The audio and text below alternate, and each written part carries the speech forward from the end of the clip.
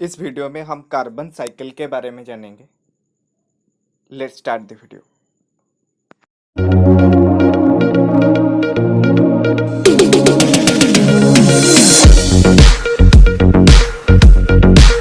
अब हम carbon cycle के बारे में डिस्कशन करेंगे। जो कार्बन है जनरली हमारी एनवायरनमेंट में हर जगह हमें कार्बन का कंपाउंड मिलता है।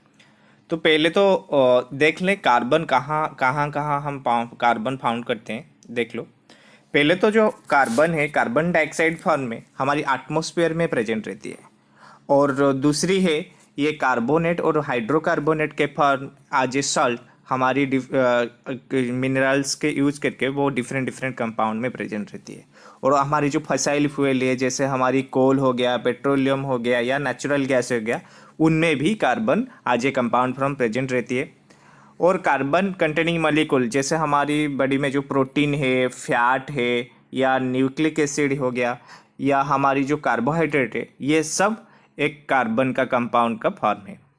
उसके बाद जो एंडोस्केलेटन, यहाँ पर दो लिखा है, एंडोस्केलेटन और एक्सोस्केलेटन। एंडोस्केलेटन जैसे हमारी ह्यूमन में जो बोन है या कार्टिलेज है, ये एंडोस्केलेटन, वो उसमें भी कार्बन प्रेजेंट रहती है। एक्सोस्केलेटन जो एनिमल का मैराइन एनिमल का जो सेल होती है, उसमें उसमें भी ये जो सेल है, ये कार्बन साइकिल को हम डिस्क्राइब करेंगे।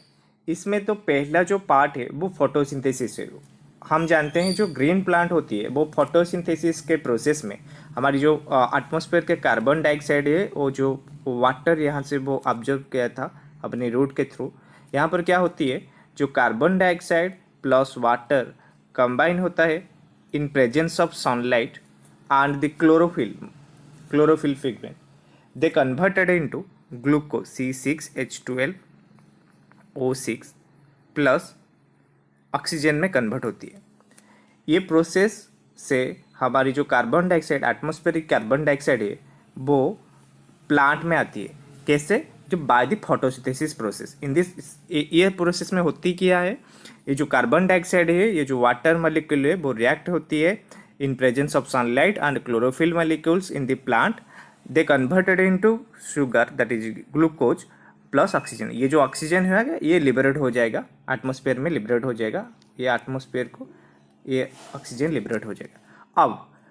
अब जो कार्बन डाइऑक्साइड है इस प्लांट में आज ये कंपाउंड फॉर्म में जो हमारी ग्लूकोज है C6H12O6 में प्रेजेंट रहा। अब इसको क्या करता है, हमारी जो एनिमल है, हर्बीवरस एनिमल हो गया, और वो इस प्लांट को आज न्यूट्रिशन इनटेक करती है। उसके बाद ये जो कार्बन का कंपाउंड फॉर्म अब आ गया जो हर्बीवरस के पास। जब हर्बीवरस को कार्निवरस इनटेक करते हैं तो उनके पास भी कार्बन का कंपाउंड चला गया। हमारी जो कार्बन डाइऑक्साइड जो कंपाउंड फॉर्म में कन्वर्ट हुआ था, जो ग्लूकोज में कन्वर्ट हुआ था, अब वो हर्बीवरस में भी ट्रांसफर हो गया और कार्निवरस में भी ट्रांसफर हो गया। बट अब क्या होगा, अब दूसरी प्रोसेस के बारे में जानेंगे जिसका नाम है रेस्पिरेशन। इस रेस्पिरेशन में क्या होता है, इस रेस्पिरेशन में हमारे का सेल का अंदर ये जो ग्लूकोज मॉलिक्यूल है ये ब्रेक डाउन होता है और हमें carbon dioxide and energy provide करता है। तो देख लो इसका इक्वेशन क्या है। इक्वेशन है ये जो ग्लूकोज मॉलिक्यूल था C6H12O6 plus 6O2 gives rise to 6CO2, ये कार्बन डाइऑक्साइड प्रोड्यूस हुआ एंड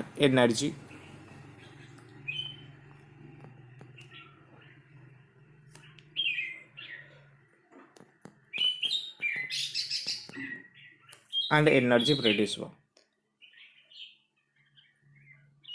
अब ये जो कार्बन डाइऑक्साइड है ये एटमॉस्फेयर में चला जाएगा। ये जो दोनों ही प्रोसेस है ये हमारी एनिमल में भी होता है और प्लांट में भी होता है।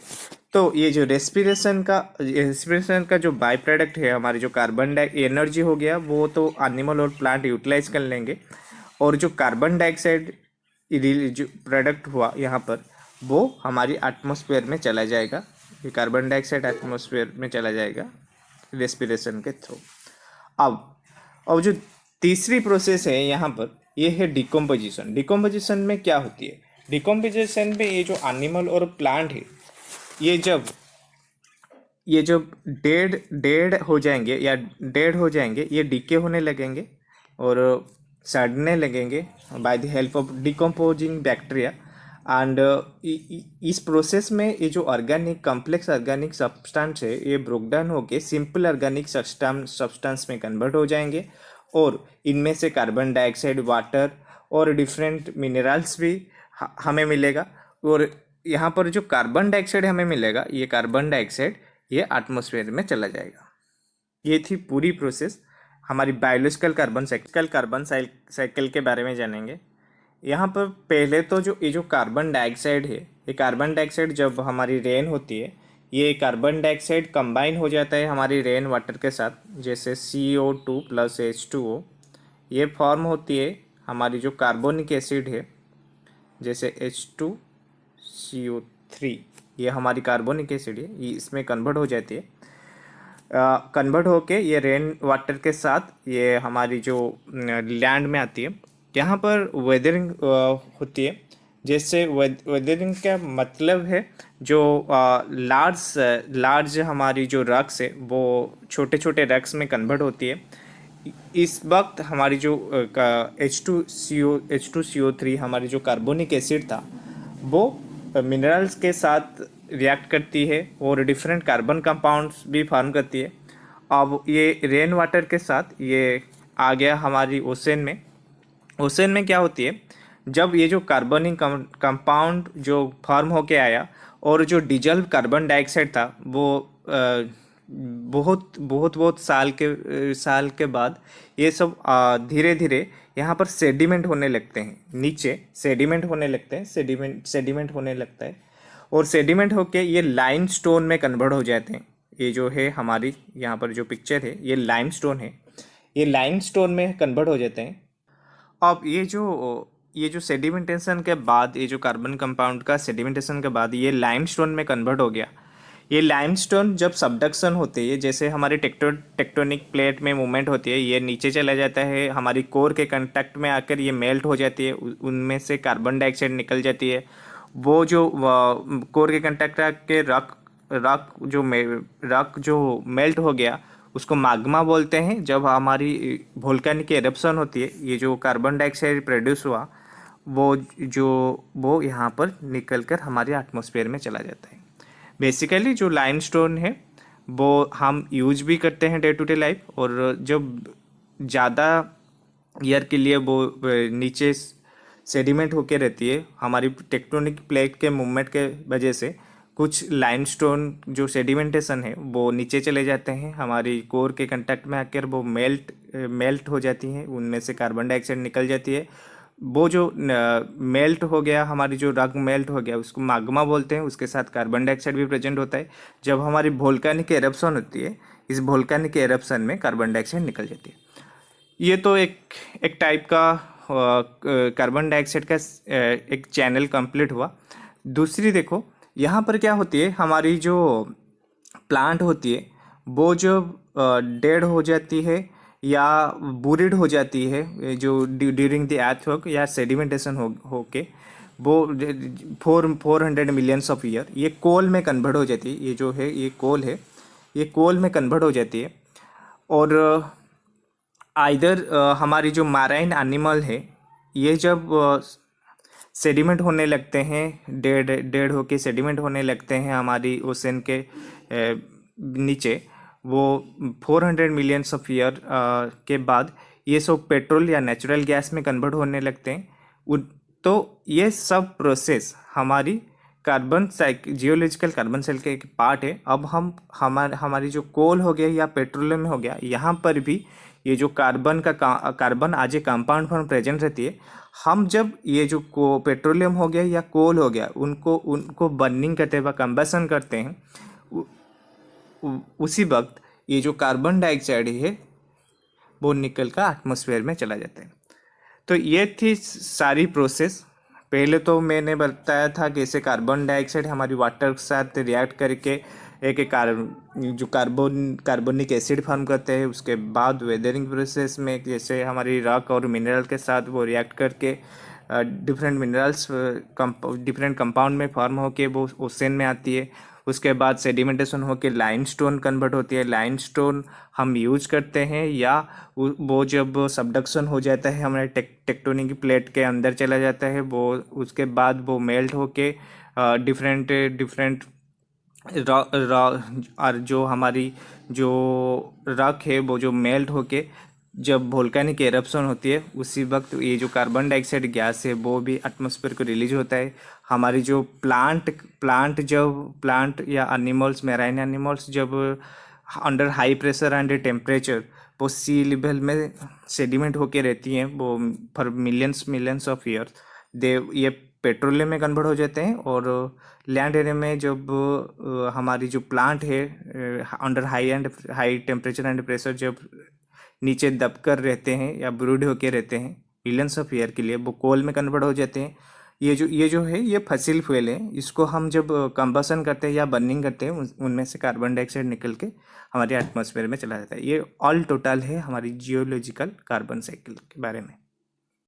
यहाँ पर हम both biological carbon cycle and geological carbon cycle को मिला दिया हूँ, देख लो अच्छे तरह से। ये जो कार्बन डाइऑक्साइड एटमॉस्फेयर में था, ये जो फोटोसिंथेसिस के प्रोसेस में पहले तो प्लांट के पास आया, उसके बाद जब न्यूट्रिशन के लिए एनिमल प्लांट को आज ये न्यूट्रिशन कंज्यूम किया, उसके बाद वो कार्बन का कंपाउंड आ गया। ये जो एनिमल या प्लांट जब रेस्पिरेशन करते हैं, मैंने बताया था उनमें से कार्बन डाइऑक्साइड निकलती है। ये रेस्पिरेशन हो गया या डिकम्पोजिशन हो गया, उनका डेड होने के बाद ये जो डिकम्पोज हो जाते हैं डिकम्पोजिक बैक्टीरिया के हेल्प में, ये सब कार्बन डाइऑक्साइड रिलीज होकर रेस्पिरेशन हो गया या डिकम्पोज हो गया एनिमल और प्लांट से, ये हमारे एटमॉस्फेयर में चला जाता है। उसके बाद मैंने बताया था जब प्लांट बूरिड हो जाते हैं under high temperature and pressure for a long period of time, millions of year के लिए, हमारी लैंड एरिया में वो कोल में कन्वर्ट हो जाते हैं।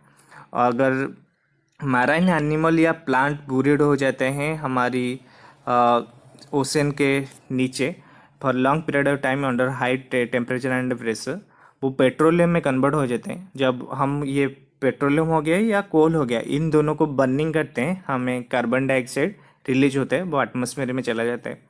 उसके बाद ऐसे भी एनिमल है जिनके आउटर से एक्जोस्केलेटन जिसमें सेल होती है, ये जो सेल है ये सेल का स्ट्रक्चर है। आप भी इस तरह का सेल कभी ना कभी देखा होगा। तो ये से एक्जोस्केलेटन जो हमारी सेल होती है उनमें से भी उनमें भी कार्बन का कंपाउंड प्रेजेंट रहती है।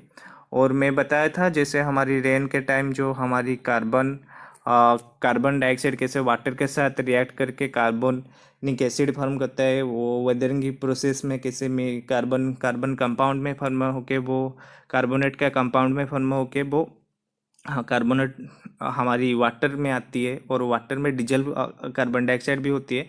वो जब सेडिमेंट होने लगती है वो लाइमस्टोन में कन्वर्ट होती है। ये सब सारी प्रोसेस थी जो हमारी कार्बन साइकिल में इन्वॉल्व रहती है। अब देखेंगे इसका कुछ थ्योरी। बेसिकली ये जो लास्ट पेज है ऑल टोटल कार्बन साइकिल का समराइज है, इसे थोड़ा देख लो। पहले तो यहाँ पर लिखा है जी फोटोसिंथेसिस के through green plant perform photosynthesis by using carbon dioxide and water in presence of sunlight and chlorophyll. In this process, simple carbohydrate is formed, that is glucose is formed and oxygen is liberated। मैंने आपको बोला था पहले तो जो हमारी carbon dioxide है ये फोटोसिंथेसिस के थ्रू यहाँ पर जो प्लांट होती है प्लांट में आती है, और प्लांट में आती है फोटोसिंथेसिस के थ्रू। उसके बाद यहाँ पर ऑक्सीजन भी रिलीज होती है, ये किस में कन्वर्ट हो जाते हैं, ग्लूकोज में कन्वर्ट हो जाते हैं। उसके बाद जो रेस्पिरेशन प्रोसेस होती है, मैंने बोला था respiration is the process obtaining energy from the glucose breakdown होके हमें carbon dioxide and energy provide करता है। ये हमारी रेस्पिरेशन का प्रोसेस है। उसके बाद हमें जो कार्बन डाइऑक्साइड है वो कैसे रिलीज होता है एटमॉस्फेयर में, ये 3 स्टेप है, इसको देख लो। डिकम्पोजिशन ऑफ डेड बॉडीज और organic wastage by the decomposer. Decomposing bacteria, हमारे जो प्लांट और एनिमल जब डेड हो जाती हैं तब डिकम्पोजिंग बैक्टीरिया के हेल्प से, ये जो डिकम्पोजर के हेल्प से वो क्या होता है, डिकम्पोजर के हेल्प से हमारी जो एनिमल और प्लांट का जो कॉम्प्लेक्स फॉर्म ऑफ कंपाउंड था वो सिंपल कंपाउंड में कन्वर्ट हो जाती है और वहाँ से भी कार्बन डाइऑक्साइड रिलीज होता है। और combustion of the fossil fuel, जैसे हमारी कोल हो गया, पेट्रोलियम हो गया, ये सब जब बर्निंग होती है और कंबसन होती है उनमें से भी कार्बन डाइऑक्साइड रिलीज होता है। और weathering of rocks and volcanic eruption, मैं भी आपको बताया था कि हमारी वोल्केनिक एरप्शन के टाइम वो जो लावा निकलती है उसके साथ हमारी कार्बन डाइऑक्साइड भी निकलती है। ये सब सारी प्रोसेस थी। ये जो प्रोसेस थी, इस सब प्रोसेस के अंदर हमारी जो टोटल कार्बन डाइऑक्साइड को समराइज हम कर सकते हैं। तो hope you like the carbon cycle. Please subscribe my channel, please comment on the comment box. Thank you all of you.